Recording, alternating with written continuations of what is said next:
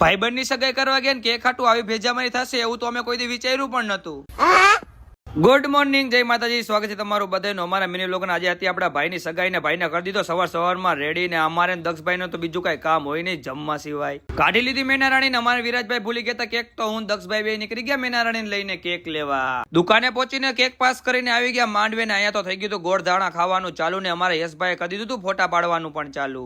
વિરાજભાઈ નો scene લઈને બિહાર દીધા sofa ઉપર ને ચાંદલા કરીને થઈ ગઈ હતી વિધિ ચાલુ. વિરાજભાઈ ની હગાઈ હતી તો દક્ષભાઈ ને તો હરખ નો હમાય તો દક્ષભાઈ ન કરતા તો વાર સીધા દક્ષભાઈ સીધા નો બેટા ઠોઈકો એક ફડાકો.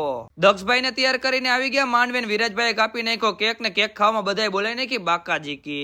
એક બાજુ હગાઈ ચાલુ હતી ને બીજી બાજુ હતો જમણવાર ચાલુ ને મારા ભાઈ બંને ખાવું તું કેક ને પણ કેક તો થઈ ગયું હતું પૂરું ને હું તો પૂઠું લઈને ગયો તો એ તો પૂઠા ચાટીને કેક ખાવા માંડ્યો.